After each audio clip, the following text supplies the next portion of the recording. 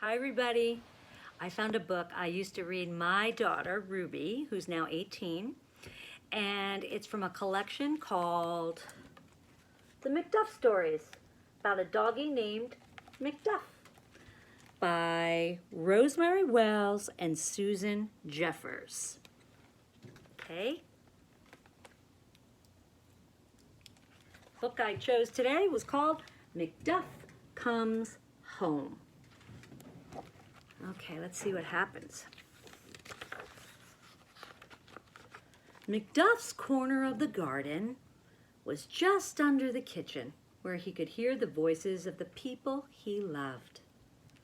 There McDuff relaxed and breathed in all the wonderful smells that escaped from the window.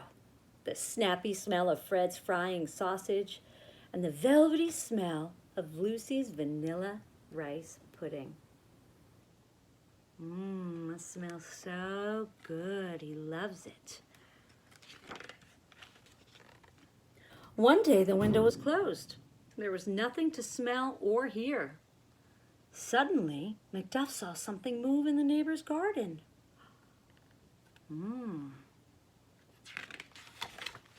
It was a big, fat rabbit. Looking from his garden over into that garden. Zoom went the rabbit through the zinnias. McDuff squeezed through the fence after it. His collar and tag caught on the fence. Snap went his collar, and it fell off behind him. Ooh, his collar and tag fell off. The rabbit zigzagged over the neighbor's lawn and whizzed across the street. McDuff zigzagged and whizzed too. Zigzagged is like a Z formation. It's like zip, zip, zip. They're zigzagging, chasing.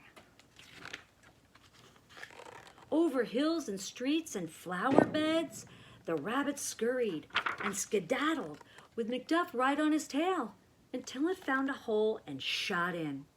McDuff could not follow. Oh, McDuff was so tired from chasing the rabbit that he lay down in someone's vegetable garden and fell asleep. Oh. When McDuff woke up, he looked around. He could not see his kitchen window. He could not smell sausages or vanilla rice pudding. He could not hear any voices he knew.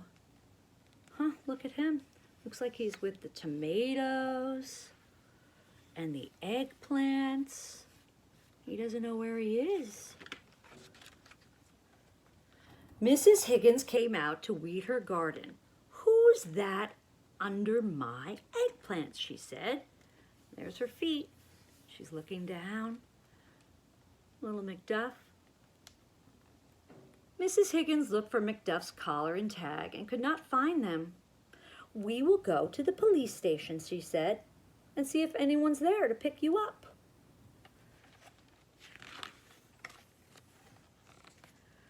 Mrs. Higgins drove McDuff up Main Street and down Pine Road and over the bridge to Oak Lane. Suddenly, McDuff smelled vanilla rice pudding. Woof, woof, he said. Mrs. Higgins turned left. Then McDuff heard someone he loved calling his name. Roof, said McDuff. She turned right.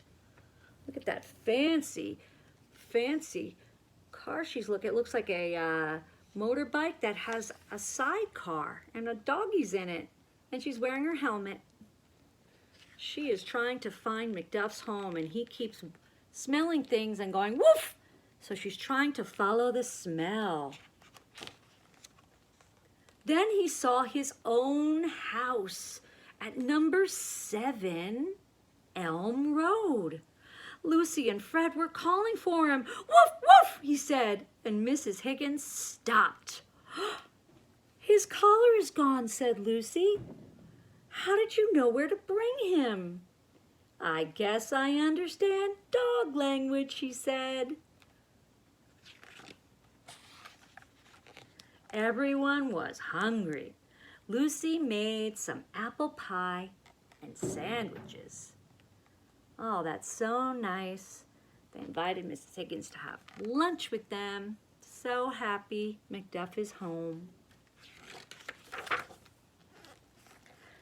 Fred gave McDuff his favorite treat, a small dish of vanilla rice pudding with a sausage sliced on top.